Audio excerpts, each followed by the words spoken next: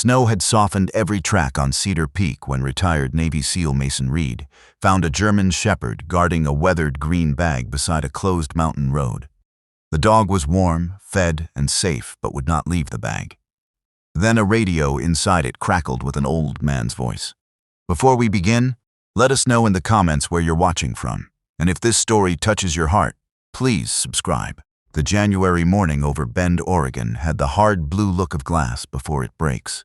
Snow dusted the junipers outside Mason Reed's cabin, and beyond them the Cascade foothills rose in pale layers, each ridge swallowed a little more by cloud. Mason Reed, 39, stood at his kitchen counter with one hand around a mug of coffee gone lukewarm and the other hovering over his phone. He was tall in the lean, worn-down way of men who had carried too much gear across too much bad ground. Dark brown hair, silvered at the temples, lay flattened from a wool cap he had not yet put on, and a narrow scar cut the stubble along his chin like a reminder left by a careful knife. The phone screen showed Nora Hart's name. Again, she had left a message before sunrise, her voice gentle enough to be worse than anger. "Mason, it's today," she had said. 6 years. I'm making Owen's trout chowder tonight. Come by if you can. No speeches. Just food." He had not answered. The silence after the voicemail seemed to sit in the cabin with him, wearing Owen's old grin and tapping its fingers on the table. Mason set the mug down harder than he meant to. Coffee jumped over the rim and spotted the pine. That was enough.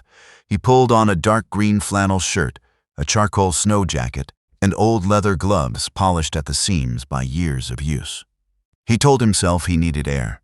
He told himself the plow roads near Cedar Peak would be quiet.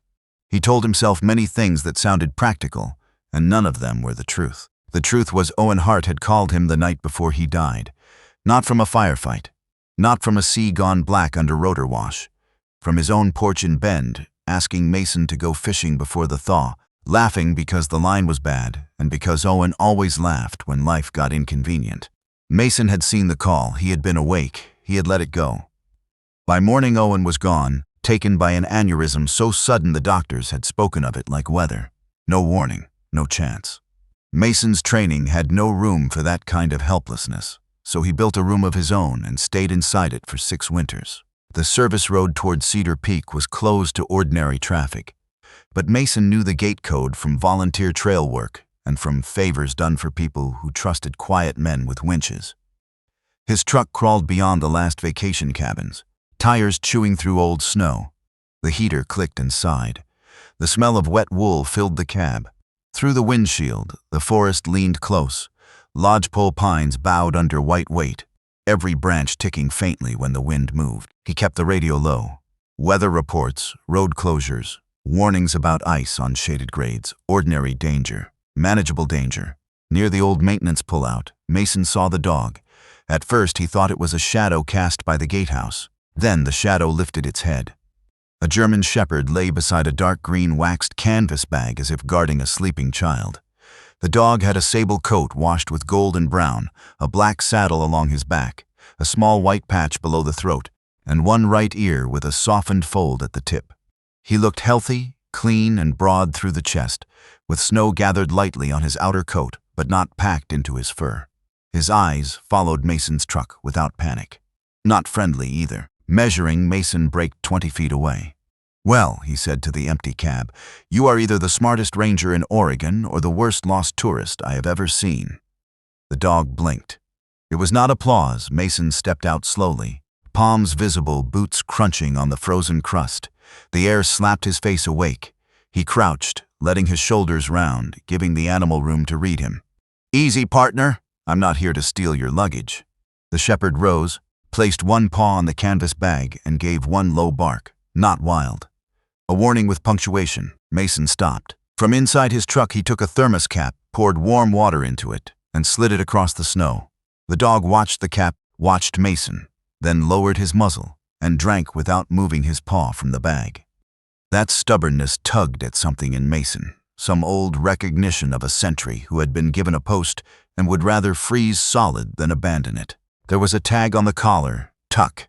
The name had been engraved cleanly, with a county rescue number beneath it.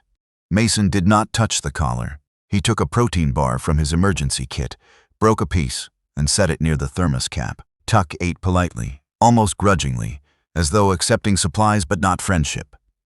When Mason edged toward the bag, the dog put his body between them and gave a huff that steamed white in the air. "Message received," Mason said. "Bag is classified." He glanced toward the small ranger contact board beside the gatehouse. A laminated notice flapped loose, its lower corner iced over. "Cedar Peak Observation Station, winter access restricted." Emergency radio channel posted in red. Mason had passed the place years ago on summer hikes, a weather-beaten tower and cabin, built on a shoulder of rock above a narrow drainage, beautiful in July, stupid in January. The kind of place old men loved because old men trusted wood and bolts from an era when everything was overbuilt, and nobody worried about lawsuits until something collapsed. Tuck whined once. Mason looked back. The sound was small, nearly swallowed by wind, and it did not match the dog's steady body. That made Mason move. He checked the gatehouse door, locked. The side window had frost on the inside, but no person lay within. He circled the structure and saw tracks, older than the new snowfall but still readable. A man's boot prints, dog prints. A drag mark where the canvas bag had been pulled, not far perhaps from the direction of the upper trail. The bag itself gave off a faint scent of wax, cold metal, and old paper when the wind shifted. Then the bag spoke, steak cracked from inside it, sharp enough that Tuck stepped back and barked once toward the canvas. Mason knelt, moving only after the dog allowed it, and unfastened the top flap. A handheld radio lay tucked between folded cloth and a metal document box. Its green light pulsed weakly. "Cedar Peak to anyone on Lower Service Road." A man's voice rasped through the speaker. "This is Elias Warren. If somebody hears me, answer. Please answer." Mason's fingers tightened around the radio. The voice was old, controlled, and threaded with pain, not panic. Men like that were often in worse trouble than they admitted. "Elias Warren, this is Mason Reed at the lower gate. I have your dog in your bag. What is your condition?" There was a pause. Wind filled it. Tuck pressed close enough that Mason felt warmth through his pant leg. "Tuck made it down," Elias said, and the relief in those 4 words changed the shape of the morning. "Good boy. Good stubborn boy. He is safe," Mason said. "He has water and food. Where are you?" "Observation station. Upper level. East stairs went out from under me. I got back inside, but the heat is failing. Door frame is jammed. Roof load is shifting." Mason looked up the white road disappearing into timber. He could hear Claire Monroe's voice in his memory, the county search and rescue coordinator who had once told him, with magnificent calm, that retired SEALs were not a weather system and should stop behaving like one. He reached for his phone. The radio hissed again, weaker now. "If you come, do not use the east side. The whole landing is loose." "Copy," Mason said. "Stay on channel." Elias coughed, then breathed through it. "And Mason? Do not lose the bag." Tuck leaned his shoulder against Mason's knee as if sealing the order, and from high above Cedar Peak, a long wooden crack rolled through the forest like a rifle shot. Snow thickened over the lower Cedar Peak road, soft at first, then slanting hard across the windshield as if the sky had changed its mind. The forest above Bend narrowed around Mason's truck, trunks flashing past in dark bars, while the service track climbed toward country that did not forgive carelessness. Mason got Tuck into the passenger footwell, only after a negotiation worthy of a hostage exchange. The dog would not leave the dark green bag, so Mason placed it on the seat, buckled the strap through the handle, and let Tuck rest his chin against the lower seam. Only then did the shepherd settle, though his eyes stayed sharp. The cab smelled of wet dog, canvas wax, cold iron, and the peppermint gum Mason chewed when his hands wanted to shake. He called Claire Monroe before he touched the gas. Claire answered on the second ring.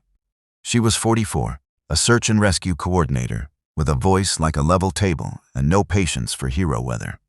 Mason had known her through winter drills, missing hiker calls, and one ugly rockfall rescue where she had made 3 volunteers cry without raising her volume. "Tell me you are calling about the closure, and not because you have found a creative way to be dumb, Lower Cedar Peak Gate," Mason said.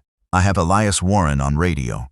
Upper observation station. East stairs collapsed. Heat failing. He's conscious. Possible jammed exit. The line went quiet in the way trained people go quiet, not empty but sorting. Is Tuck with you?" "Beside me. Healthy, fed. Annoyed at my driving. That dog has high standards." Claire exhaled through her nose. North team is blocked by a fir across mile 7. County plow is behind 2 wrecks on Tumalo Falls Road. Air is grounded until the ceiling lifts. I can get a small team moving from the south, but they are at least 2 hours out if nothing else falls. Mason looked at the road ahead. Nothing else falling was not a plan. I can move up and assess. Assess, she said. That word has edges. Do not cross them without telling me. Understood. Say it properly, Reed. Mason glanced at Tuck, who looked back as if also waiting for compliance. I will report position every 10 minutes. I will not enter the structure without updating you. I will not improvise with rotten wood unless the alternative is worse. I hate that last sentence, Claire said, but I recognize the species.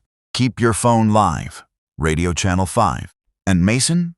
Elias is not cargo. He is a stubborn old ranger with bad knees, worse pride, and a museum's worth of secrets in that bag. Talk to him like a person. Mason almost smiled. You worried I would talk to him like a refrigerator? I have heard you talk to refrigerators. They deserved better. The call ended, leaving a small warmth in the cab that had nothing to do with the heater. Mason drove on. The truck climbed through switchbacks where the snow had been packed by earlier maintenance tires and glazed by freezing mist. He kept the speed low, eyes moving from road crown to tree line to slope. Tuck tracked the same world through scent and sound, ears adjusting to each groan of timber. Every few minutes, the dog touched the bag with his nose, not anxious, just checking. Mason tried not to think about Nora's voicemail. That meant, naturally, he thought of nothing else. Owen's sister had never blamed him. That was the unbearable part. Anger would have given Mason a wall to brace against. Nora gave him invitations. Coffee, dinner, a seat at church on Christmas Eve. Little bridges laid across a river he kept pretending was too wide. He had refused them all with work, weather, silence, and the kind of solitude men praise only after it has started eating the furniture. The radio crackled. Lower Road, this is Cedar Peak. Mason lifted the handset. I read you, Elias. We are moving. We, Tuck and me. The old man made a sound that might have been a laugh if it had more heat in it. He likes to supervise, I noticed. He is not mine. Not exactly. Rescue placed him with me during the winter checks. Supposed to keep me walking, keep me honest. I told Claire I did not need a dog. Tuck sneezed against the dashboard. He has opinions on that, Mason said. He has opinions on everything. Mason eased around a bend where the shoulder dropped into white air. Tell me about the station, built in the 40s, reinforced in the 70s, neglected since half the county decided computers could watch weather better than old fools with binoculars. Main cabin below. Observation room above. Exterior east stairs are gone. West maintenance hatch opens onto a ledge, but the inside latch sticks. I may be able to clear it if my fingers cooperate. Any injury? I am old. That counts? Only for paperwork. Left ankle twisted. Ribs unhappy. No bleeding worth bragging about. I have blankets. Had heat. The propane line iced where it enters the wall, I think. Mason heard the lie by omission. How cold inside? A pause. Cold enough that the coffee froze in the mug. The road pitched steeper. Mason's jaw tightened. He had pulled men from darker places than a winter tower, but the old body lost heat quietly, without drama, like a candle deciding it had done enough. Keep talking to me every few minutes. About what? Anything. I keep records, Elias said after a while. Veterans, mostly. People who came home and disappeared into ordinary life. Mechanics, nurses, road crews, mail carriers. The county wants the memorial trail moved down before spring runoff takes the old slope. I had to check the markers. Had to bring the box. In this weather? Weather was clear when I started. Mason did not answer. The radio hissed between them. He knew that defense. Men in trouble often began by negotiating with the version of themselves who had made the bad choice.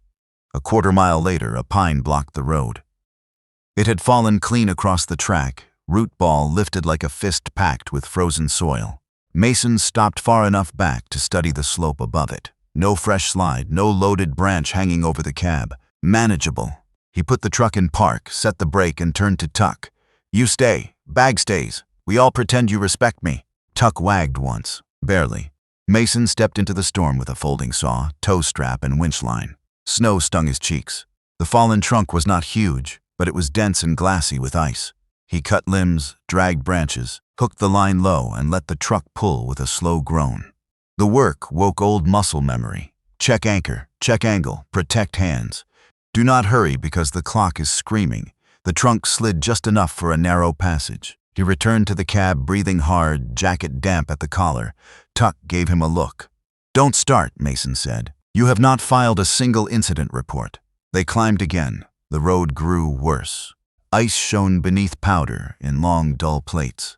Mason switched to 4 low and kept the truck crawling, but the mountain had already made its decision.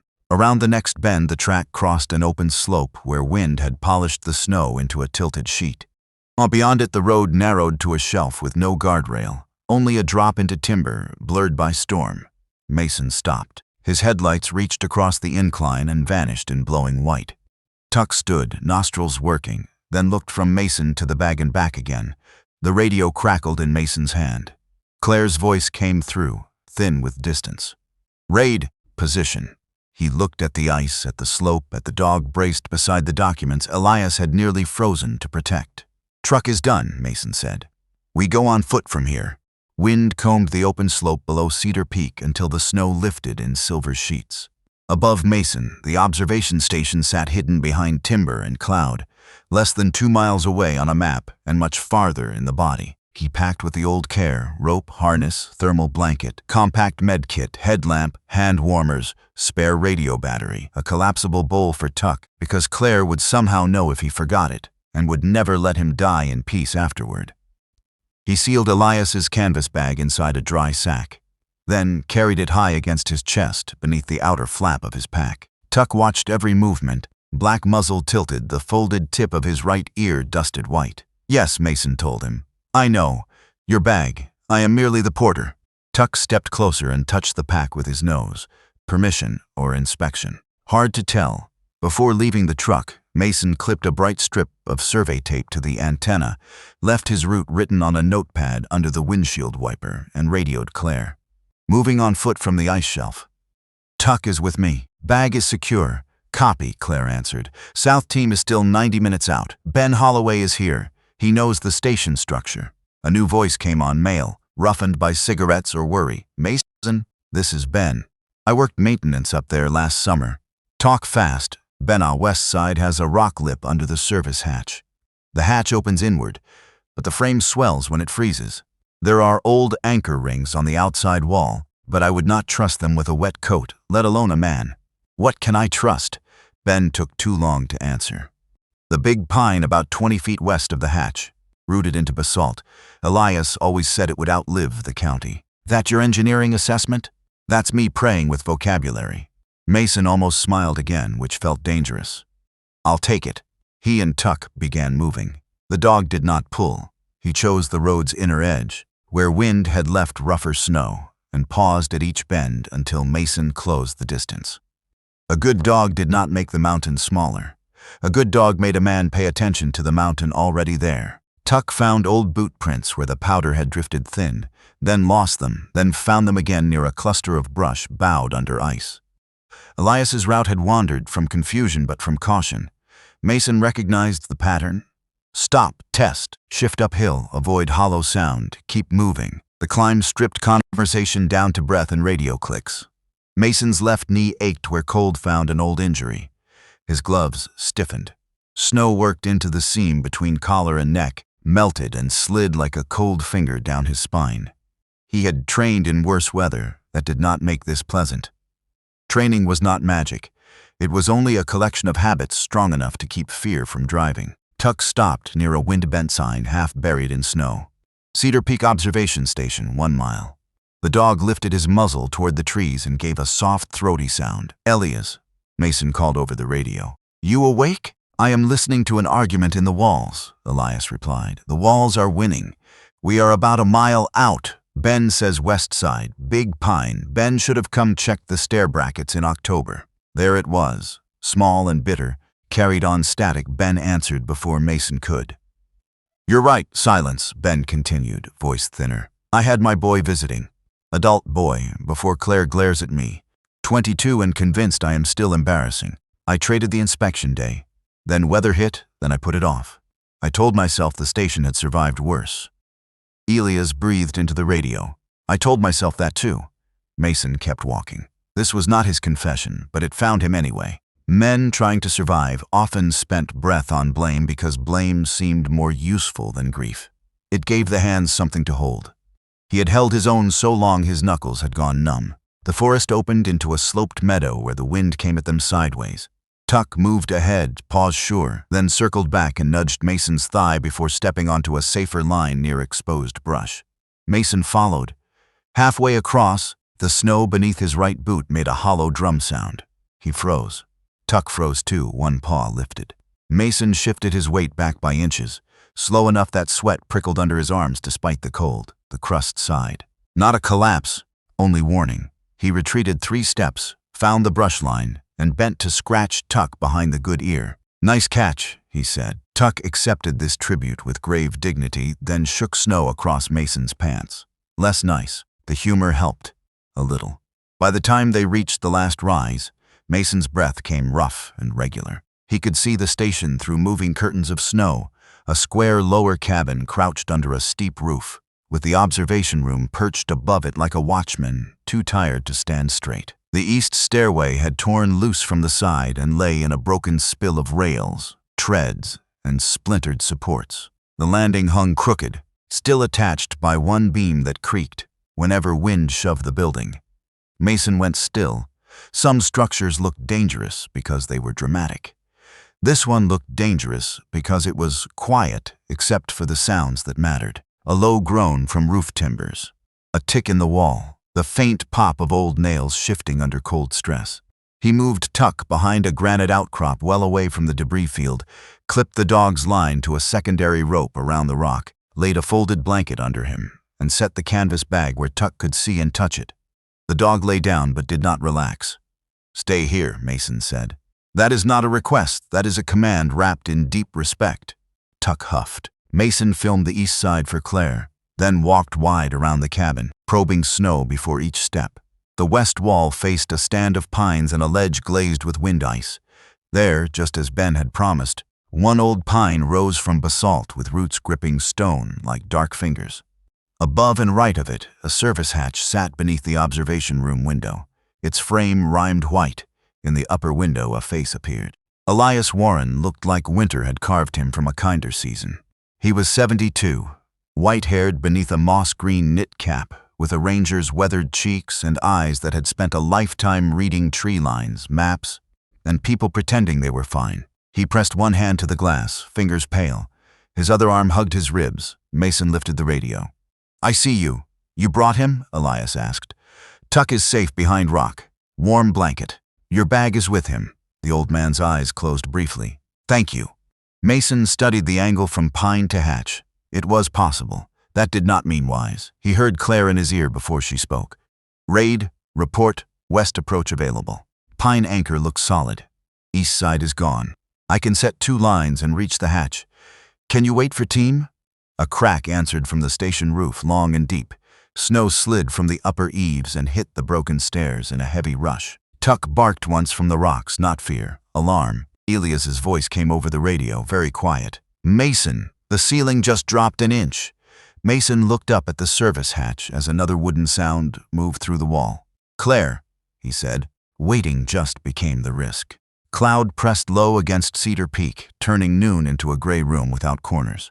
The observation station stood above Mason in the wind, old boards shining with ice, its broken east stairs scattered across the snow like a warning already delivered. Mason did not climb at once. That was the difference between courage and noise, and he had learned it in places where noise got people buried. He walked the west approach twice, filming the wall, the ledge, the roofline, the pine, and the gap beneath the service hatch. He sent the video to Claire when the signal flickered strong enough. Then he waited with gloved fingers tucked under his arms while she watched it from whatever cramped command space she had built down below. "I hate the roof load," Claire said. "So do I. I hate the ledge more. It's getting jealous of the roof. Do not be charming while surrounded by bad decisions. I am rarely charming under ideal conditions." Ben's voice came in behind her. "The hatch has an inside slide bolt and an outside ring. Ring may be frozen. If Elias can knock the slide loose, you should be able to pry from your side, but the wall under it is original cedar. Looks better than it is. Mason checked the old anchor rings set into the wall. Rust sat in the seams like dried blood. He did not touch them twice. Not using the rings. Good, Ben said. And the relief in that one word confessed how bad the rings were. Mason chose the big pine. He cleared snow from the base until he found rock and root, then wrapped the trunk with a wide sling to protect the bark and spread the load. He set one main line and one backup, separate knots, separate carabiners, different angles. Redundancy was not mistrust. It was respect for reality. He checked each knot by feel because gloves lied in the cold. Then he checked them again because men who were tired often lied to themselves. Behind the granite outcrop, Tuck watched from his blanket, leash secured, the dark green bag tucked against his chest. Mason had placed a second warm water cap near him and a small handful of food. The dog had accepted both, then returned his chin to the bag as if guarding not objects but promises. Snow collected along his back. He shook it off neatly and looked offended by the weather's manners. "He's good," Mason told Elias over the radio, knowing the old man needed to hear it more than Tuck did. "He hates waiting," Elias said. "Common problem. Do you hate waiting?" Mason clipped into the rope. "I hate what waiting gives me time to remember." There was a silence long enough for wind to enter it. "That makes two of us," Elias said. Mason climbed. Not straight up, because straight lines belong to movies and fools. He moved from rock nub to root to a shallow seam in the frozen ground, boots biting where they could, knees absorbing each slip before it became a fall. Ice snapped under his soles. His shoulders burned. The rope held steady against his harness, a calm hand at his back.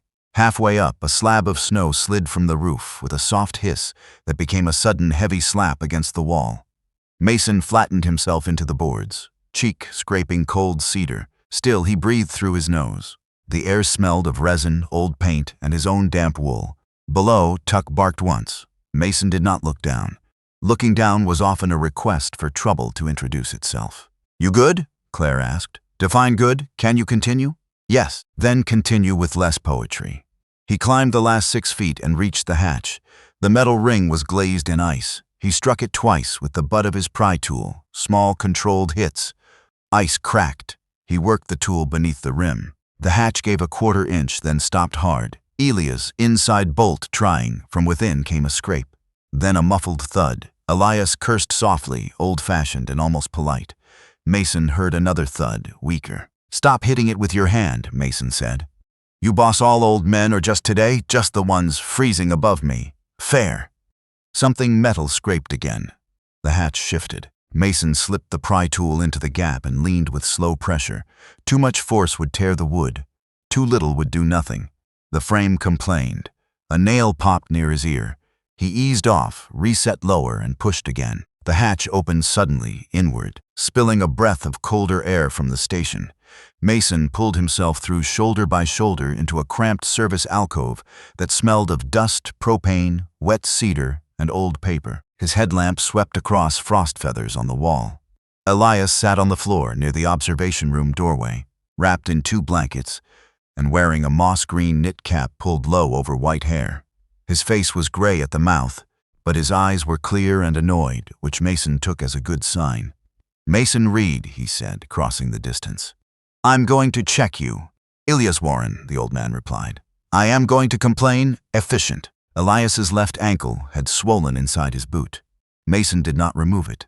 The boot was support now, and taking it off might turn a bad problem into a worse one. He checked circulation, asked about numbness, pressed a gloved hand lightly along ribs, watched the old man's breathing. No obvious break through skin, no blood pooling, no confusion. Cold was the enemy with its hand already on the door. Mason tore open chemical hand warmers and tucked them near Elias's core, not against bare skin. He wrapped another thermal layer around the old man's shoulders. "We are not using the east side. I will lower you out the hatch in a rescue harness. Slow and ugly. I have been slow and ugly for years. Then you are trained." Elias tried to smile, then winced. His gaze shifted past Mason to the far corner. A metal document box sat beneath the tilted desk, strapped with 2 faded bands. The box looked too heavy for its size. Its dull surface was scratched by travel, weather, and the blunt affection of long use. "That comes too," Elias said. "People before things. Those are people." Mason followed the old man's eyes. Snow tapped against the window. The building gave a low wooden moan under them. Tuck barked again below, sharper this time, as if he had heard something human ears were too proud to catch. "What's in it?" Mason asked. Elias put one shaking hand over his chest, not theatrical, simply trying to keep himself together. "Names that will vanish if I leave them here." Another crack ran through the floorboards, close enough for Mason to feel it in his boots. Elias lifted his eyes. "And one letter I have been too much of a coward to open." The storm settled lower on Cedar Peak, muting the forest until even the falling snow seemed to land carefully, inside the old observation station. The cold had teeth, and every few minutes the building answered the wind with a sound Mason did not like. He moved the metal document box before he moved Elias. That was not because the box mattered more. It was because Elias's eyes kept jumping to it, and fear made injured men heavier. Mason lashed the box in a utility sling, clipped it to a separate line, and guided it through the hatch with the tenderness people usually reserve for sleeping babies or bombs. It swung once in the wind, thumped the wall, then descended toward the granite outcrop where Tuck rose from his blanket and watched like a customs officer. "Box is down," Mason said into the radio. "Tuck will approve the paperwork," Claire answered. Below, the dog put one paw on the box and looked up. "Approval pending," Mason said. Elias laughed, and the laugh turned into a cough. Mason handed him warm water from a small bottle and waited until the old man's breathing steadied. There was no hurry inside the work, only pressure outside it. He fitted Elias into the rescue harness with slow hands, explaining each strap before tightening it. The old ranger tried to help, then stopped when his ribs reminded him the body had voting rights. "I have lowered fuel cans with less ceremony," Elias muttered. "Fuel cans rarely sue. You have not met enough county equipment." The humor was thin but useful. Mason checked the harness again, then checked the backup. Elias watched him with narrowed eyes. "You were special operations, long time ago. Men say that when it is not as long ago as they need it to be." Mason tightened the last carabiner until it locked. "Men stuck in towers get philosophical. Only because the view is good." The view was a white wall, but Mason did not argue. He radioed Claire, gave the plan, then opened the hatch wider. Wind barged in. Snow needled Mason's face and danced across the floorboards. The broken east landing groaned somewhere beyond the wall. A thin crack opened in the plaster above the doorway. Not dramatic, not fast, but present. Mason's hands went calm, that old frightening calm. The one that had once kept him alive and afterward made ordinary rooms feel impossible. "Elias, I am going to put you out feet first. Keep your arms in. Do not reach for the wall unless I tell you. Bossy, consistent." Getting the old man through the hatch was the worst part. Elias bit down on pain and made no sound until his injured ankle bumped the sill. Then his breath left him in a grunt that Mason felt more than heard. Mason paused, counted 3, let Elias gather himself. Below, Tuck gave a short whine and pressed forward until the leash stopped him. Safe but invested. Mason found that strangely moving. "Almost there," Mason said. "I am not worried," Elias replied through clenched teeth. "Good. I was talking to the dog." That earned another cough law. Then Elias was outside, hanging in the harness with snow blowing across his face. Mason controlled the line from the hatch, braced against the frame, feeding rope through his device by inches. The backup line ran clean. The pine held. The old man descended slowly, boots scraping once against siding, then free. The building cracked again above Mason's head. He smelled fresh cedar where old wood had split. "Move him clear when he lands." Mason said Claire's team was still not there, but Ben had reached a ridge relay point by snowmobile and was on radio with a local volunteer below. The volunteer, a road crewman named Paul, had managed to hike up from the southern turnout. Mason saw him now, a red jacket shape emerging through the storm near Tuck's Rock. Paul reached Elias, steadied him, and guided him down the last foot into the snow. Tuck broke into a full-body wag, then checked himself, as if remembering dignity. He pressed his head into Elias's chest when Paul brought him over. Elias put both hands in the dog's ruff. His shoulders shook once, not from cold alone. "Good boy," Elias whispered over the open radio. You brought help. I knew you would. Mason took one breath too many watching them. That was enough for the mountain to charge interest. A heavy load of snow slid from the roof and slammed onto the broken east structure. The remaining landing tore loose with a report like a door being kicked open. The shock moved through the building. Mason's feet shifted. The hatch frame buckled inward. "Mason," Claire snapped. Moving, he clipped his own descender, tossed the free end, and went out through the hatch as the room behind him shuddered. He did not rappel cleanly. Clean was for training towers and videos. He scraped his shoulder, slammed one boot against the wall, lost a glove, caught the rope with his brake hand, and controlled the fall before it became one. The backup line twanged against his hip. Snow blinded him. For 3 seconds, there was only rope breath and the mean bright pain of cold, burning bare fingers. Then his boots hit the ledge. The service hatch tore wider above him.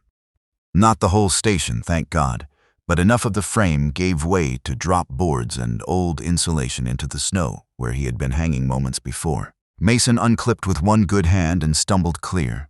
Tuck barked deep and furious from beside Elias. The sound rolled across the slope like an accusation. "I am clear," Mason said, breathing hard. Claire said something that began professionally and ended like a prayer she had not meant to share on county frequency. They did not go back to the truck. The ice shelf below had worsened, and Elias needed warmth before pride convinced him he could walk out. Ben directed them toward an emergency cabin used by trail crews, tucked half a mile south in a stand of hemlock. Paul helped Elias. Mason carried the metal box and the canvas bag, while Tuck walked between them with his flank brushing Elias's knee as if guiding a ship into harbor.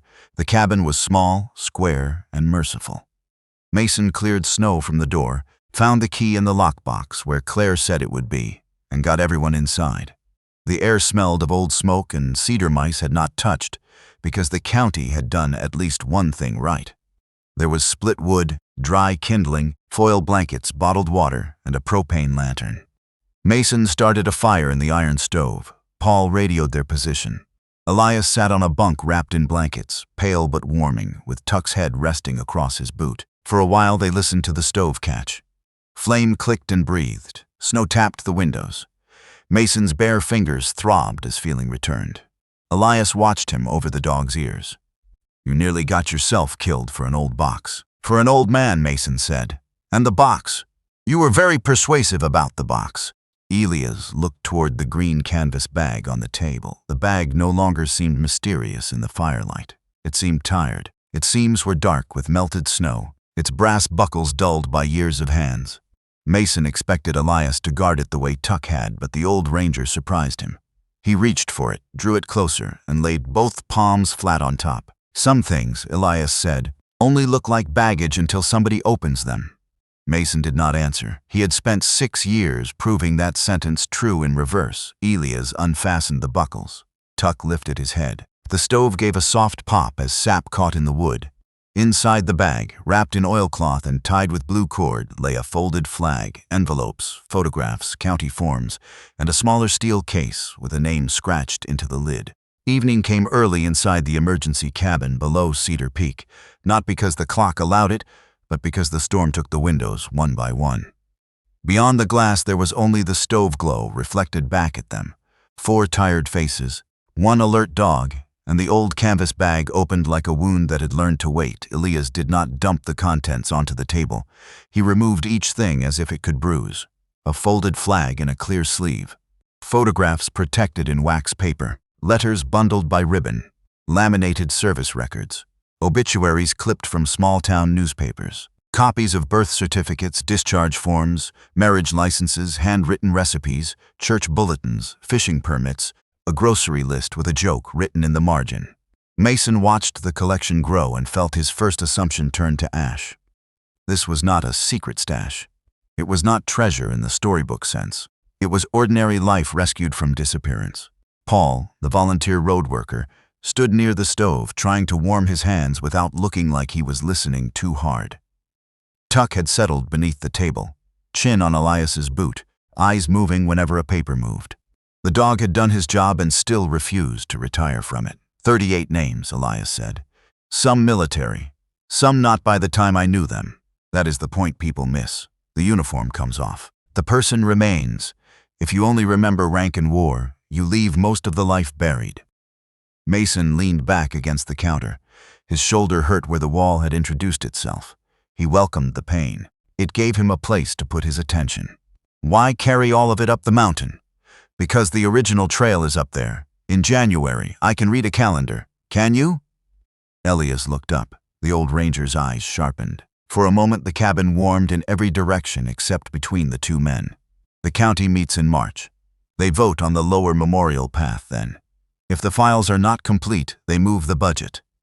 If the budget moves, the trail becomes a paragraph in minutes nobody reads. That does not explain why you went alone. Tuck was with me. The dog thumped his tail once, accepting his witness status. That does not explain it either, Mason said. Elias began stacking photographs by name, jaw set. I have carried this for years. People promised to help. People moved. People got sick. People said they would call back and did not. The words landed badly. Mason felt them hit the hollow place behind his ribs, the place with Owen's unanswered call still ringing in it. He pushed away from the counter. So you decided nobody else was trustworthy and nearly froze yourself in a condemned station. It is not condemned. It shed a staircase. That was dramatic of it. Elias, do not take that tone with me, son.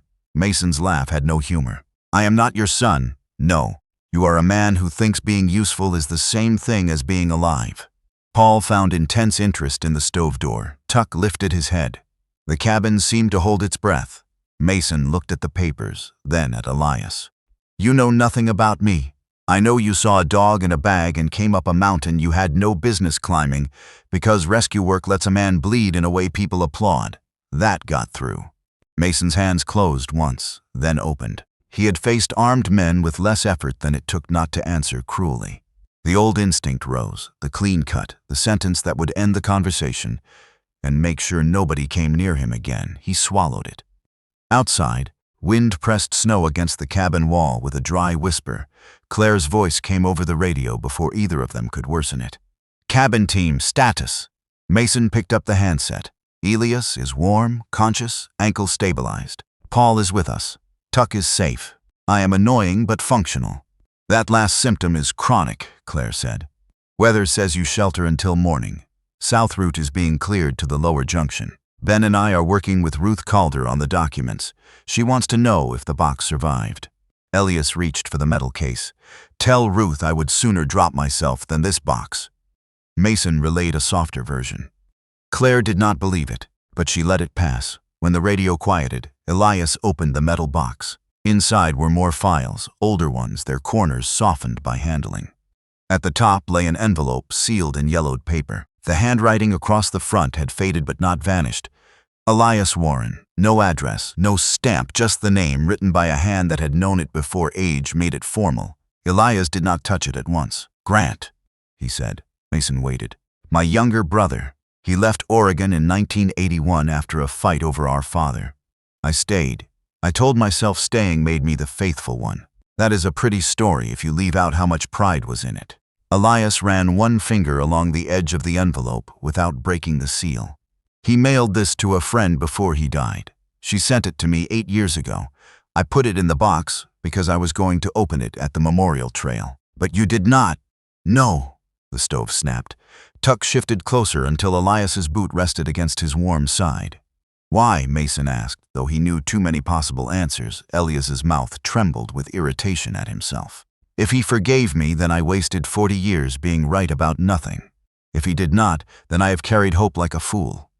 Mason looked down at his own hands. The nails were rimmed with black from rope, rust, and cedar. Sometimes hope is the only thing heavy enough to keep a man from floating away. Elias studied him. Owen? The name crossed the room and found every unlit corner. Mason had not said it. Not to Elias, not today. Tuck is not the only one who notices things, the old man said. Mason's phone sat in his pocket, dead from cold, but he still felt Nora's voicemail there like a stone. He turned toward the window. Snow had filled the sill from outside, a little white drift building against the glass. Owen Hart was my teammate, my friend. He called me the night before he died. I did not answer. No one spoke. The silence did not accuse. That made it harder. Mason continued because stopping would mean carrying the sentence halfway, which was how it had lived inside him for 6 years. He wanted to fish, that was all. He had a way of making invitations sound like orders from a cheerful idiot. I was tired. I saw the phone. I let it ring. Elias closed his eyes. By morning he was gone, Mason said. Doctors said there was nothing anyone could have done. I have heard that sentence from good people, smart people, people with medical degrees and patience. My hands still don't believe them. Tuck left Elias then, crossed the cabin, and pressed his head beneath Mason's hand. Not demanding, offering weight. Mason's fingers settled into the thick fur behind the dog's ears. Warm, real, safe. The room blurred for a second and Mason blinked until it returned. Elias lifted the envelope. This is what I came up to read. Instead, I watched stairs fall and sent a dog for help. Good choice of messenger. Best one I have made in years. He set the envelope on the table between them. It looked small there, almost harmless. I cannot open it tonight, Elias said. Mason expected impatience to rise in him, but it did not. He understood the need to stand at the edge and look down before stepping. Then don't. Elias's fingers stayed on the paper. Tomorrow, maybe. Outside, something heavy fell from a tree and struck the cabin roof with a padded thud. Tuck lifted his head. Mason reached for the radio as Claire called again, her voice sharp this time. Cabin team, be advised. The cleared south route may not hold. There is movement on the old memorial drainage. Dawn came blue and thin over the emergency cabin, with clouds dragging their bellies across the treetops. The storm had weakened, but the snow it left behind lay deep and soft, smoothing the land until every hollow looked gentle and every gentle place could hide a fall. Mason woke sitting in a chair with his back against the wall, one hand still resting on Tuck's shoulder. He had slept in pieces, 10 minutes here, 3 there, the old operational sleep that was never true rest. The stove had burned down to coals. Paul snored on the lower bunk with his red jacket folded under his head. Elias sat upright on the other bunk, wrapped in blankets, watching the sealed letter on the table as if it might move by itself. Did you sleep? Mason asked. I am 72 and lying on county plywood with a swollen ankle, Elias said. I achieved a temporary ceasefire. Mason fed kindling into the stove. Flame caught slowly, licking at dry cedar shavings, then brightening enough to put color back into the old man's face.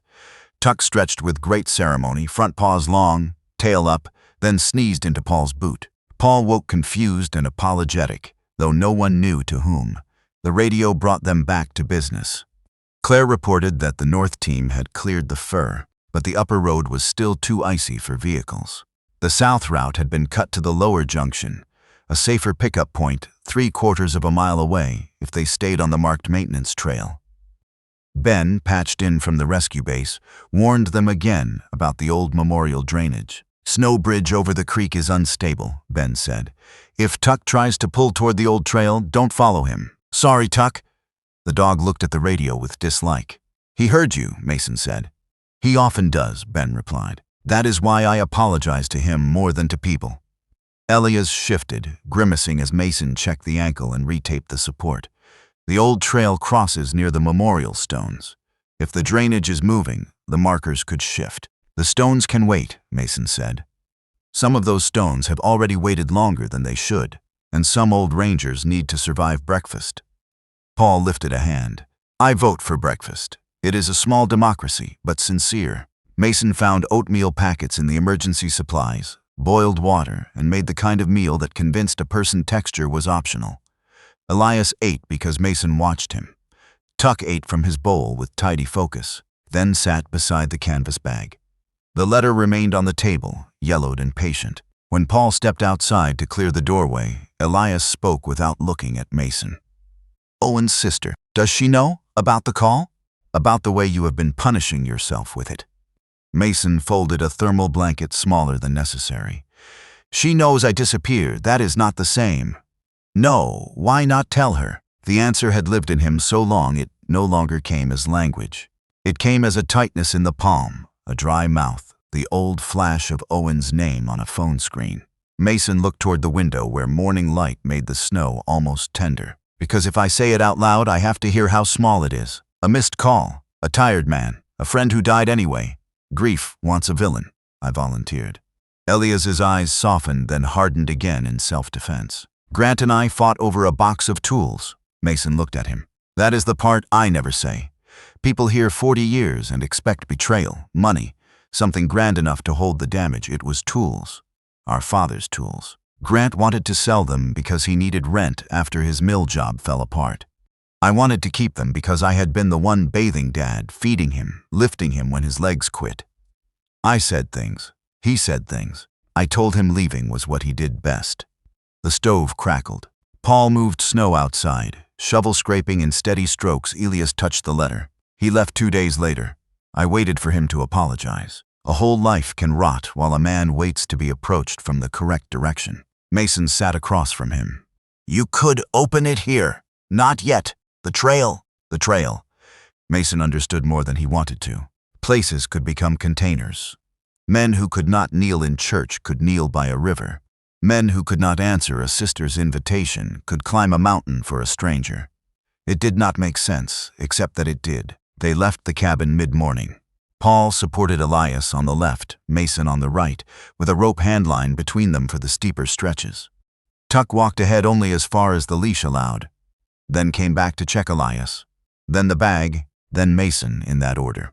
The old man's color improved in the cold air. Pain made him sharp, but movement gave him purpose. The storm had washed the world clean and then left it difficult. The maintenance trail wound through hemlocks heavy with snow.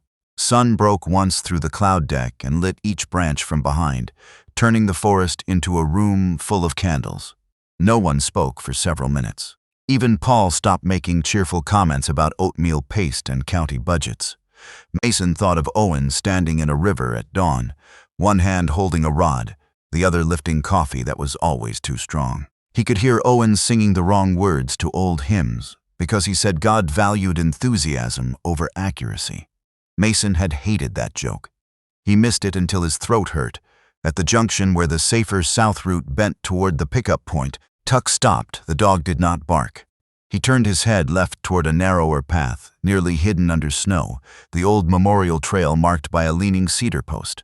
His body changed, not excited, not frightened, but certain. He looked back at Elias. Then he tugged once, gently toward the old trail. No, Mason said. Ben said the drainage is unstable. Tuck tugged again, then sat, facing the narrow path. Elias stared at the cedar post. That path meets the memorial stones before it crosses the creek. We would not have to go near the snow bridge. You are injured. I am aware of the review my ankle has given me. Paul looked from one man to the other. Claire will skin us. Claire can try after we are in the truck, Elias said. Mason crouched beside Tuck. The dog watched him with dark, steady eyes. There was no drama in him, no movie magic, only a trained animal reading a human ache and an old scent trail beneath new snow. Mason looked toward the south route, where safety waited in a clean line. Then he looked at Elias, whose hand had moved to the pocket where Grant's unopened letter rested. He lifted the radio. Claire, we may have a route adjustment. Her reply came so fast it nearly ran over his last word. Raid, choose your next sentence with love. Before Mason could answer, Tuck stood and gave one sharp bark toward the old memorial trail, and somewhere down in the trees a human voice called faintly through the snow. Late morning brightened over the old Cedar Peak Memorial Trail, but the light had no warmth in it. Snow rested on the low stone markers in soft white caps, and beyond them the drainage muttered under ice, hidden but awake. The voice came again before Mason moved. Not a cry of injury, a call, thin, older, and irritated enough to be alive. Paul cupped his hands around his mouth and shouted back. A woman answered from the trees near the lower edge of the memorial path, and a red scarf appeared between two hemlocks, like a small flag of defiance. Ruth? Elias said. Mason stared at him. Ruth Calder is on the mountain? She is 68 and has never obeyed a weather advisory in her life. That sounds like a county-wide illness. Ruth Calder emerged with 2 rescue volunteers behind her, bundled in a navy parka, gray braid tucked beneath a knit hat, glasses fogged at the edges. She carried a document tube under one arm and a thermos in the other. If the mountain impressed her, she did not give it the satisfaction. Elias Warren, I told you that if you died with those files unsorted, I would speak poorly of you at the library board meeting. Elias smiled despite the pain. Would you have used my full name? Middle name too. Mason did not know whether to salute her or take the thermos away. "Ma'am, this route was flagged unstable." "The creek crossing is unstable," Ruth said. "We did not cross it. We came from the lower spur with Claire's permission and Ben's excessive fretting." Claire's voice cut in over Mason's radio. That permission had boundaries. Everyone remember boundaries. I am begging a mountain full of adults to appreciate boundaries. Tuck trotted to Ruth as far as his leash allowed and sat in front of her. Ruth unscrewed the thermos, poured warm broth into a cup, and held it out to Elias, then looked down at the dog. "You, sir, are the only professional in this party." Tuck wagged once, gracious under praise. They gathered at the edge of the memorial trail where the old stones curved through the trees. The path had been made by hand, narrow and uneven, with cedar rounds set into the earth and river stones placed along the edges. Some markers were formal, engraved with names and service dates. Others were plain stones with brass tags, small flags, or weatherproof sleeves holding photographs. Mason had expected a hidden cemetery. Instead, he found something stranger and more intimate. A map of lives that refused to be reduced to how they ended. Elias stood with Paul's support and pointed with his cane, which Ruth had apparently carried up for the pleasure of scolding him with it. Daniel Mercer, Navy cook, came home and ran the only diner in Sisters that never charged firefighters during August. His biscuits were terrible. People ate them anyway because his stories were better. Ruth added, his wife said the biscuits could be used to repair chimneys. Paul nodded solemnly. Valuable skill. Elias moved his gaze to the next marker. Maria Velez, Army nurse. Kept peppermint candy in every pocket. Said bad news landed softer if the mouth had something sweet to do. Mason looked at the small photograph tucked beneath the protective sleeve.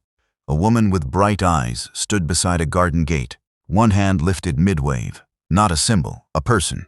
Tom Avery, Elias said at another stone. Mechanic, fixed widows' cars and forgot to send bills. Sang baritone at St. Agnes, though he never found the same key as the choir. The stories kept coming, each one ordinary enough to hurt. A father who carved toy boats, a mail carrier who remembered birthdays by route number, a Marine who came home quiet and taught fly tying to men who did not know how to sit still. Ruth corrected dates, added names of churches, found missing spouses in her memory with the precision of an archivist and the affection of a neighbor. The subplot Mason had thought was paperwork grew flesh around him. Tuck walked slowly beside Elias, stopping whenever the old man stopped. The dog never strained toward the creek. He had not led them into danger. He had led them to witnesses. Mason touched the canvas bag strap across his shoulder. Why move the trail? Ruth looked toward the drainage. Spring runoff. The hillside has shifted 3 times in 5 years. Another season and half these stones may slide. The county agreed to build a safer lower path, with railings and an archive room attached to the visitor center. But they need verified files for each marker, permission from families when possible, and a maintenance plan. They do not fund memory on sentiment alone. No, Elias said. They fund it on forms. Forms are what keep sentiment from being thrown out when the next budget chair gets bored. Ruth replied. Mason almost laughed. He liked her. A dangerous thing. Liking people created doors, and doors let voices in. At the far end of the path stood a flat stone without a name. Snow had gathered in the carved border, but the center remained blank. Elias stopped before it. His hand went to the inner pocket of his coat. Grant's marker, Ruth said softly. Mason looked at the stone, then at Elias. Your brother served? Coast Guard, before everything went crooked between us. Then tugboats on the Columbia. Then whatever work kept him moving. Elias removed the sealed letter. His fingers trembled. I left his stone blank because I did not know which version of him I had the right to remember. Ruth's face changed. The stern lines stayed, but kindness moved beneath them. That is not how remembering works, isn't it? No, we do not get ownership. We get custody for a while. The sentence struck Mason so cleanly he had to look away. He thought of Owen's aim, kept locked behind guilt, as if Mason's shame had any right to be its guard. He thought of Nora setting an extra bowl on the table every January, not to trap him, but to leave a light in a window. Elias lowered himself onto a cleared bench with Paul's help. The bench was cold enough that Paul gave him a folded pad from his pack. Tuck sat directly in front of him, close but not crowding.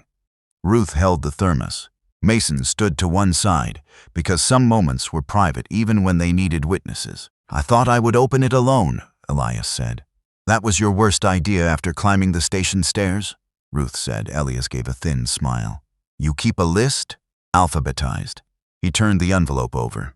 The seal was old and brittle. Mason heard the paper crackle in the cold air. Elias hesitated.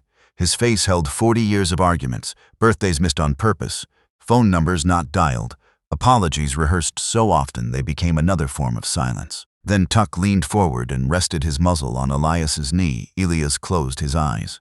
"All right," he whispered. He broke the seal, unfolded the letter, and began to read. His mouth moved once without sound.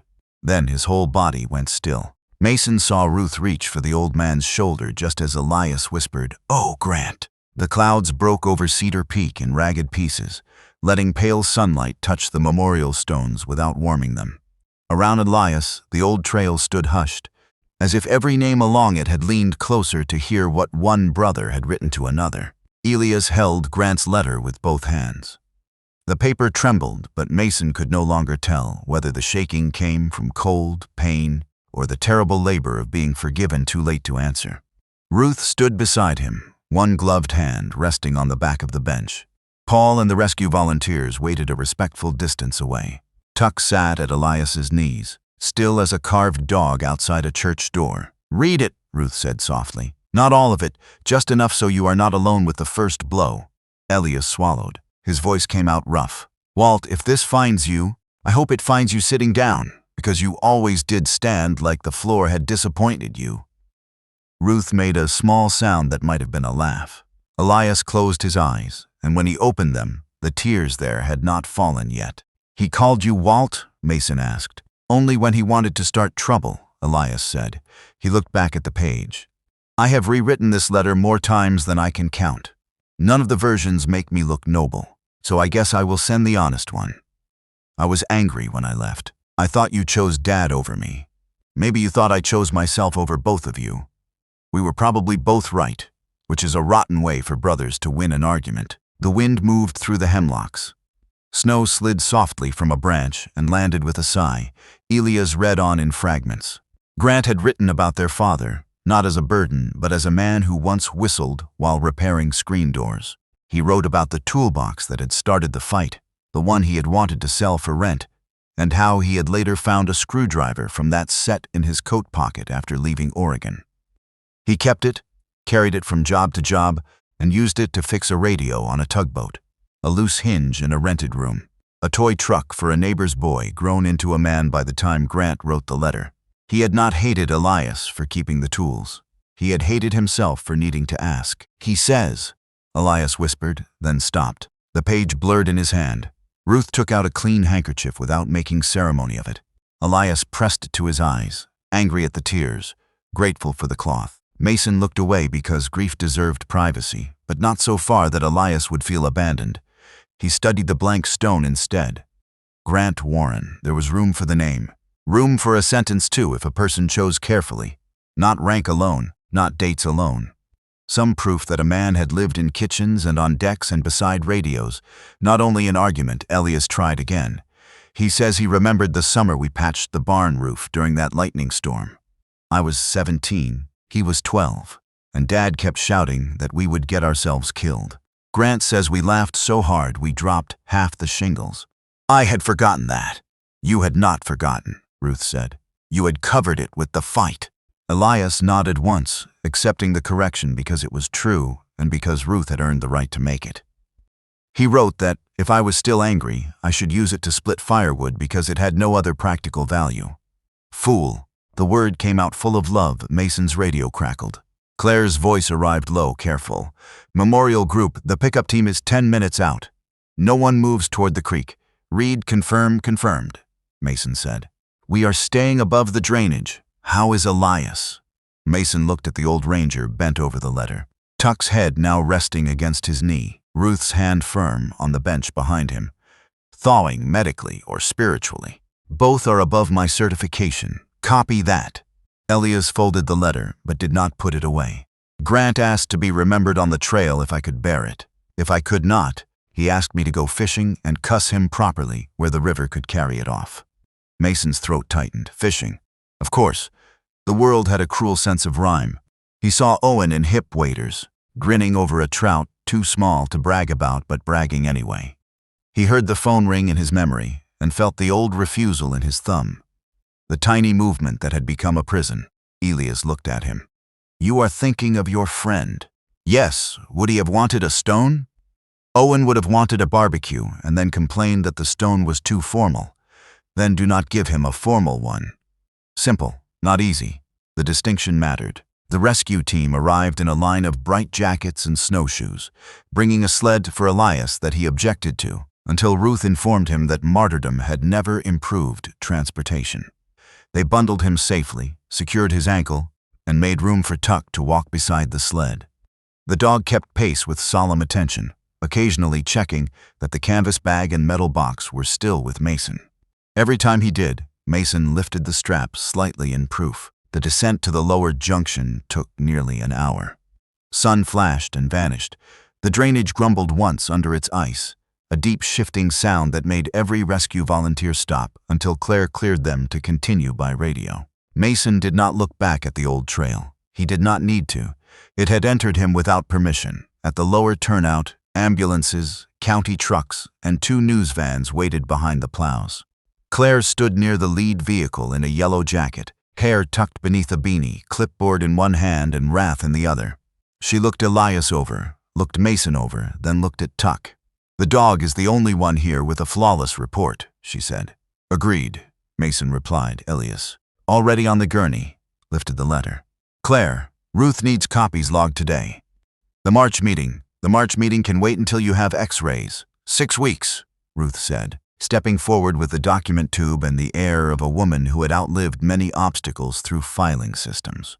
We have 6 weeks to complete 38 files, verify next of kin, prepare relocation notes, and stop the county from turning the memorial path into decorative signage. Ben Holloway stood by a snowmobile at the edge of the turnout, helmet under one arm, face drawn with guilt and cold. He was 36, broad-shouldered from maintenance work and former Marine discipline, his beard crusted with frost. When Elias saw him, both men went quiet. Ben spoke first. I should have checked those brackets. Elias closed his eyes. I should not have climbed them still. Yes, Elias said. Still. There was no absolution in it, but there was a door. Ben nodded as if he had been handed something breakable. Mason stood apart while the ambulance crew worked. Tuck leaned against his leg, tired at last. The canvas bag hung from Mason's shoulder. The weight of it had changed. It was no longer an emergency object. It was an invitation which felt more dangerous. Ruth turned to Mason. You carried it down. You can help carry what is inside. I am not an archivist. Wonderful, we already have one. What we need is a man who knows how to call people who do not want to answer. Mason thought of Nora's voicemail, still waiting somewhere inside a dead phone. He thought of Owen's name without pushing it away. 6 weeks, Ruth repeated. And Mason, who had come to the mountain to avoid one table set for grief, heard himself say, Tell me where to start. February settled over Bend with thaw by noon and ice again by dusk, the kind of weather that made sidewalks honest only in patches. At the Deschutes County Archive Room, fluorescent lights hummed above folding tables crowded with files, coffee cups, photo sleeves, and one German shepherd who had somehow become both mascot and supervisor. The work began badly, which Ruth said was how all worthwhile work announced itself. Elias came in 2 days after the rescue, with his ankle in a boot, ribs taped, and a doctor's order to rest that he treated as a hostile pamphlet. Ruth gave him a chair with arms and positioned it where he could reach documents but not stand without witnesses. Ben repaired a leaning shelf, then another, then stayed because there was always one more thing that needed a man with tools and a guilty conscience. Claire stopped by after shifts, pretending not to check everyone's blood pressure with her eyes. Mason arrived the first morning meaning to stay 1 hour. He left after sunset with ink on his fingers and Tuck asleep against his boot. The files were harder than he expected. War records were straightforward compared to people. People left behind changed phone numbers, remarried names, family silences, boxes in garages, cousins who remembered everything except dates, and sons who said they had nothing to add until asked what their father cooked on Sundays. Mason learned to ask small questions, not "tell me about his service." That made voices formal. He asked, "What did he keep in his truck?" Or "What song did she hum when she washed dishes?" The answers came sideways. A lucky penny taped to a dashboard. A green casserole dish nobody could throw away. A woman who sharpened every pencil in the house because her hands needed something useful to do. Tuck helped more than anyone admitted. People who came to the archive room stiff with suspicion softened when the dog placed his chin on their knee. Veterans who could not sit facing doors chose the corner where Tuck could see the hallway. Widows stroked the sable fur between his ears and found the next sentence. He was never forced into anyone's grief. He simply offered presence, and when someone did not want it, he moved away with dignity. Mason admired that. He was trying to learn it. Ruth managed the room like a conductor who had misplaced the orchestra and decided to train civilians. She wore reading glasses on a chain, used blue pencil for corrections, and had a gift for silence so pointed that people confessed missing dates just to make it stop. "A memory without a source is a story," she told Mason one afternoon, sliding a form back to him. "A sourced memory becomes part of the record." That sounds less romantic. Romance is lovely. Records survive committee meetings. Ilges, from his chair, lifted a finger. "Put that on my stone. Your stone will say, 'Ignored medical advice, alphabetized regret,'" Ruth replied. Ben laughed, then looked surprised to hear himself. The sound loosened something in the room. He had been carrying his mistake visibly, shoulders hunched around it. One evening, Mason found him outside the library by the bike rack, smoking without lighting the cigarette. Snowmelt dripped from the roof in slow ticks. "I keep seeing the stair bolts," Ben said. "In my head, rusted clean through at the lower bracket. I knew they were due." Mason leaned beside him, leaving room. "Knowing something is due is not the same as knowing it will fail that morning.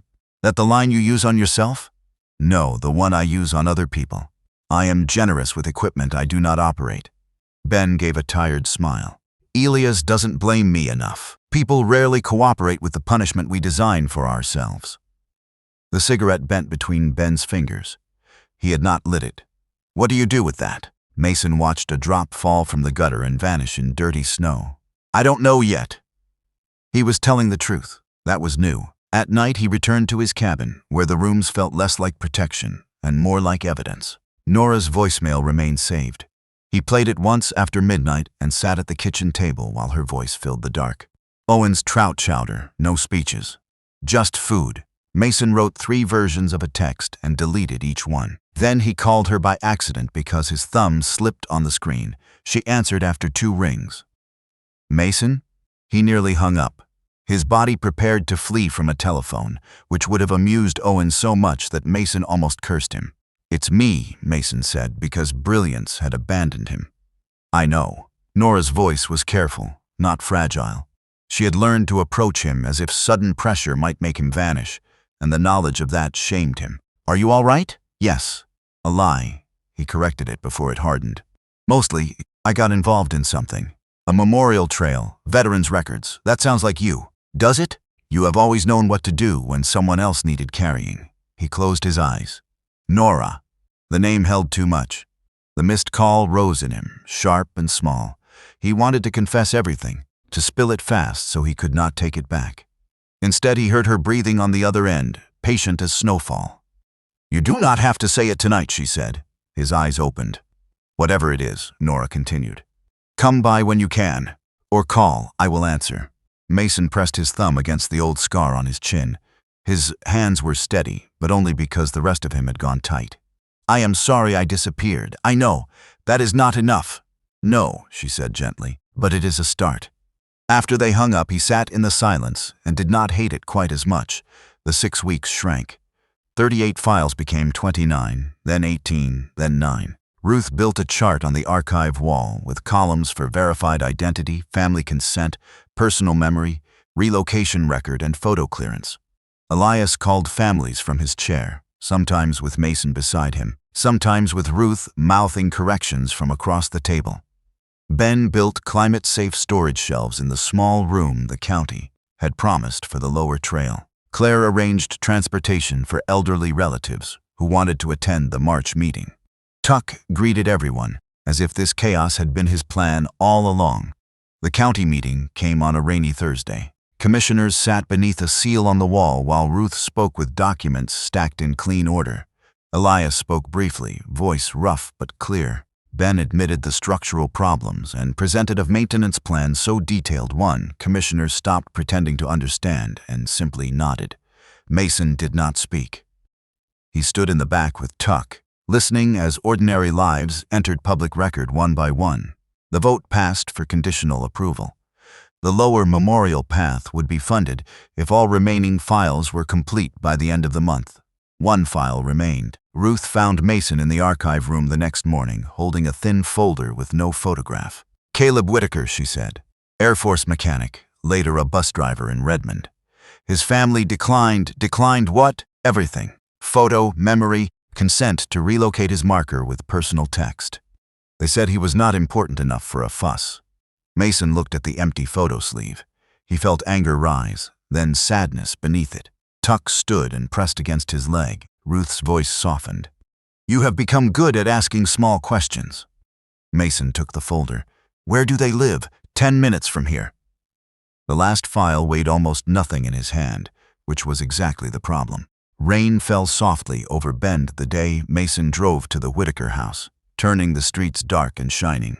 Low clouds hid the mountains, and every bare branch along the road held a bead of water that looked, for one brief second, like a small clear lamp. Mason did not bring a uniform, medals, or a speech. He brought the thin folder, a copy of the county plan, and Tuck, because Ruth had said the family kept to themselves, and because Mason had learned that some doors opened better when no one tried to push them. The house sat on a quiet street in Redmond, single-story, pale yellow siding, a porch swept clean. A woman in her 60s opened the door before he knocked twice. Her name was Jan Whitaker, Caleb's daughter. She looked at Mason, then at Tuck, then at the folder. Mrs. Calder said someone might come, she said. I told her there was no story. Mason nodded. I heard. Then why are you here? He could have answered with policy, verified files, relocation approval, personal memory field. The phrases had weight in county rooms and none on this porch. Rain ticked on the hood of his jacket. Tuck sat beside his left leg, calm, his leash loose. Because people say that when the story hurts or when they think nobody wants the small parts, Mason said. I wanted to ask about the small parts. Jan's face changed only a little. Not permission, not refusal. 5 minutes, she said. Inside, the house smelled of lemon cleaner and toast. A man named Robert, Jan's husband, sat in a recliner with a blanket over his knees and a suspicion of strangers that Mason respected. Their adult niece, Amanda, arrived from the kitchen drying her hands on a towel. No children appeared. No one offered coffee. Tuck lay down near the door without being asked, making himself present but not intrusive. Caleb Whitaker's folder said he had repaired aircraft in the Air Force, then driven school and city buses for almost 30 years. It listed dates, assignments, a commendation, and the location of his old marker on Cedar Peak. It did not say who he had been when his hands were empty. He did his job, Jan said. That was Dad. Work, home, bills. He was not one for attention. What did he keep in his bus? Mason asked. She frowned. What? In the driver's area. People keep things. Robert shifted in the recliner. Peppermints. John looked at him. Not for himself, Robert said. He said kids got carsick less if they had something to suck on. Peppermints and paper bags. Kept a coffee can full of pencils, too. Amanda smiled despite herself. For homework? For kids who forgot, Robert said. He sharpened them with a pocket knife. Drove your mother crazy because shavings got in his cuffs. Mason wrote it down. The room changed. Not a lot. Enough. Did he sing? Mason asked. Jan gave a short laugh. Badly. How badly? Church badly, Amanda said. Like he had made a private arrangement with God to use his own melody. Tuck lifted his head at the laughter, then laid it down again. Jan sat on the sofa. He fixed things. Toasters, door hinges, radios. Would not buy new if he could make the old thing behave. After Mom died, he fixed the porch light every month, even when it was not broken. I think he just needed to stand where she used to wave at him. There, the room went still around it. Mason did not rush to fill the quiet. He thought of Owen, who had brewed coffee so strong it seemed less a beverage than a dare. Owen, who sang hymns wrong on purpose, and then claimed heaven appreciated improvisation. Owen, who stopped for every dog on the roadside, until Mason threatened to install a siren labeled Canine Emergency. A life was not proven by grandness.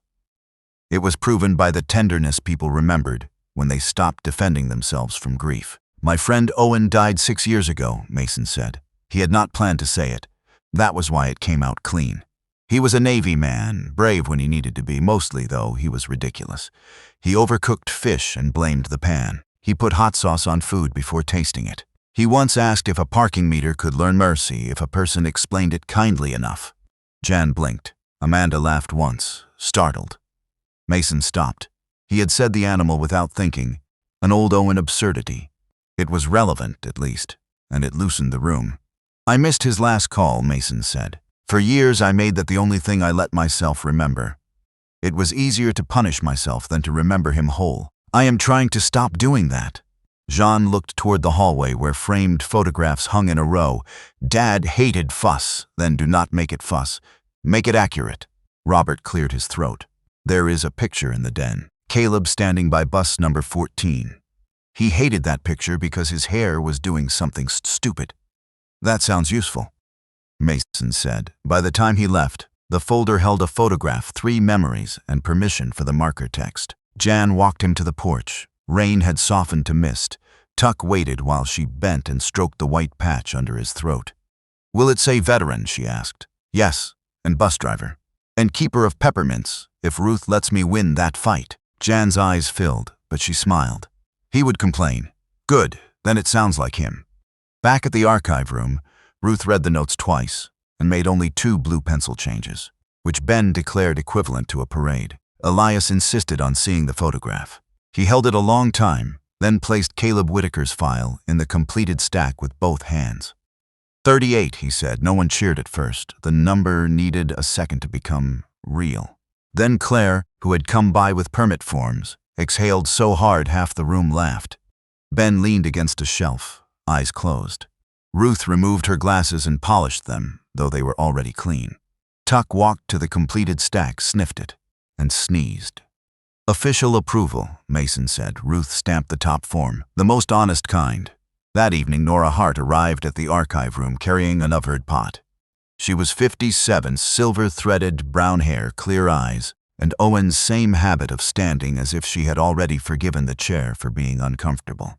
Mason saw her through the glass door and almost stepped backward. Tuck, trader and therapist, trotted to greet her. "I brought chowder," Nora said. "Ruth called. Ruth should be feared by governments," Mason said. "She is." They ate in the archive room from paper bowls while rain ticked against the windows. People came and went. Eventually, Mason and Nora stood near the hallway where the old photographs waited to be scanned. He could feel the confession rising again, not as a monster this time, but as a hard stone he was tired of carrying. "I saw Owen's call," he said. Nora did not move. "I was awake. I let it ring. I was tired and empty and thought I would call him back the next day. Then there was no next day. I know they said I could not have saved him. I know that in my head. I have not known what to do with my hands since." Nora's face folded, not in surprise, but in grief allowed to breathe. She touched his wrist. "You should have answered." The honesty struck harder than comfort. "I know," Mason said, "but Owen did not hand you his life to guard every minute. He loved you. He called because he wanted to hear his friend complain about fishing." "That is not a sentence. It is a sorrow." Mason bowed his head. For 6 years he had feared she would absolve him too easily or condemn him completely. She did neither.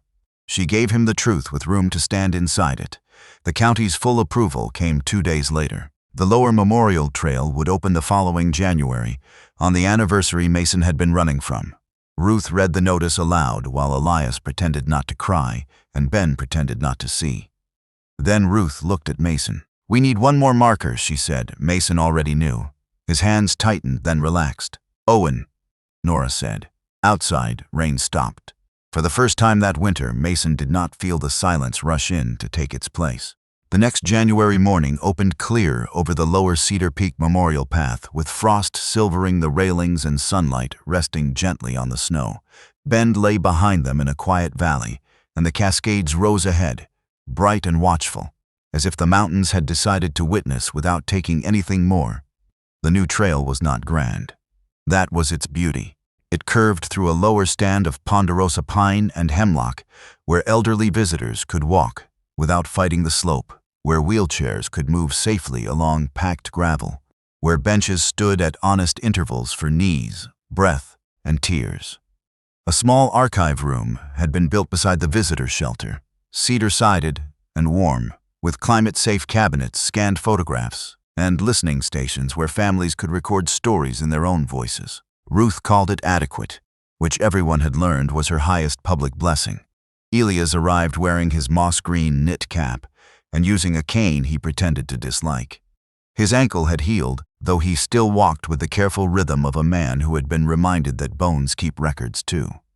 Tuck walked beside him on a loose leash, sable coat shining, white throat patch bright as a little badge. The dog had been officially placed with Elias after the rescue, though Claire said the paperwork only recognized what Tuck had decided months earlier. Whenever someone praised him, Tuck accepted it with restraint unless snacks were visible, in which case restraint became a negotiable principle. Ben had built the marker stands and checked every bolt twice, then a third time after Elias looked at him. Their friendship had grown the way damaged wood sometimes takes a brace. Not seamless, not hidden, but stronger because the repair is known. Ben still carried guilt, but he no longer carried it as a locked box.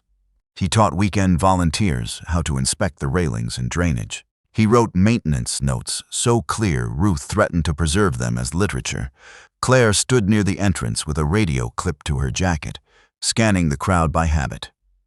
"No collapsed stairs," Mason said when he joined her. "Do not flirt with fate." "I was flirting with your inspection standards. They are happily married to common sense." He smiled. It felt less like trespassing on someone else's face than it used to. Families gathered slowly. Some came with framed photos, some with flowers, some with nothing in their hands because getting there had taken all they had. Veterans stood near the back until Tuck made his rounds and rearranged the emotional architecture by leaning against knees. Ruth moved among them with a clipboard and a softness she would deny under oath. Elias greeted each family by name, not smoothly. Sometimes he forgot a cousin or repeated a story. No one minded. The point was not perfection. The point was keeping the names in motion. Mason carried Owen's marker wrapped in canvas. He had worked on the text for weeks and hated every version that sounded noble in the wrong way. Nora helped by refusing to let him hide behind rank. He was more than what he survived, she had said. So the stone bore Owen Hart's name, his years, his service, and one line beneath it. He made strong coffee, sang wrong lyrics, and never let a friend sit alone if he could help it. Mason had argued about the coffee. Nora had won because Nora had known Owen before Mason did and because she was right. They placed Owen's stone near Grant's. Elias had chosen Grant's line from the letter. He fixed what he could and loved longer than he admitted. The two markers stood beside others now moved from the unstable trail, each with a small personal sentence. Keeper of peppermints, mender of porch lights, singer in the wrong key. The phrases did not shrink the lives. They opened doors into them. At the dedication, Ruth spoke briefly about records. Claire spoke about community. Ben spoke about maintenance and somehow made people cry when he said, "A safe path is one we promised to keep safe." Elias was supposed to say only a few words. He said many. No one stopped him. "I thought remembering meant carrying everything yourself," Elias told the gathered families. His hands rested on his cane, and Tuck sat against his boot. "That is pride wearing a respectful coat. Memory is work shared by the living.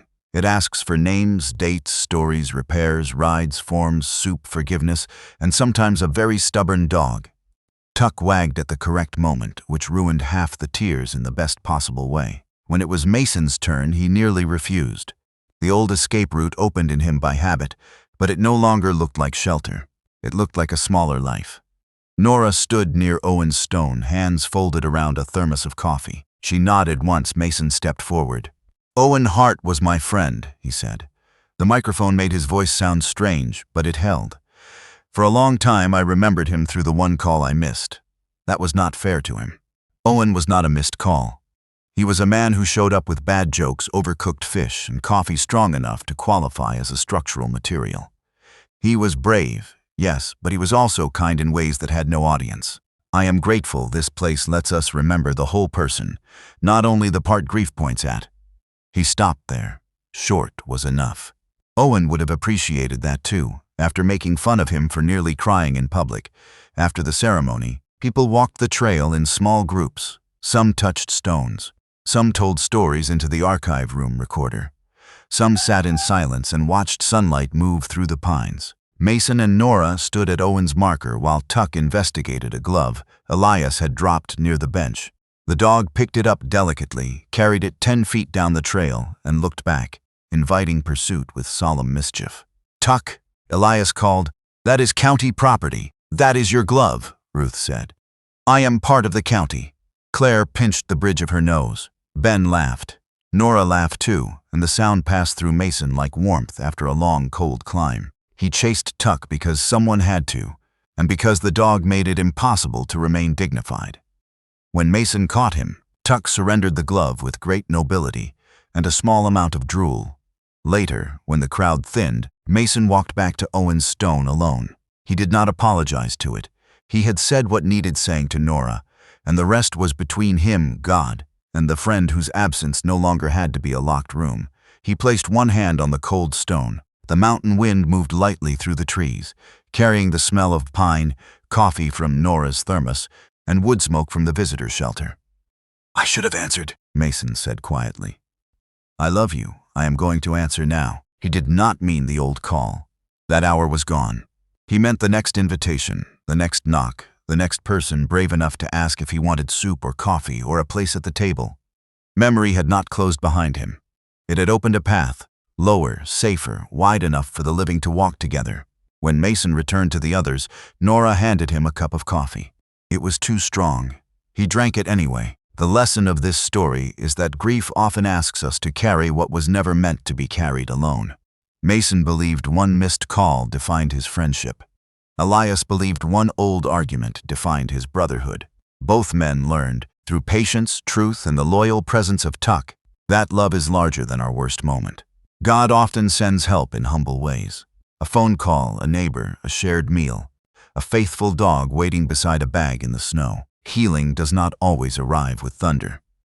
Sometimes it comes when we answer the next invitation, tell the truth without defending ourselves, and let another person sit beside us in the ache.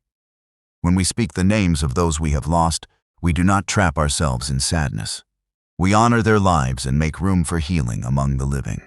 If this story touched your heart, comment Amen and share it with someone who needs hope today. May God bless you, comfort your family, strengthen your faith, and remind you that forgiveness can still find a path home.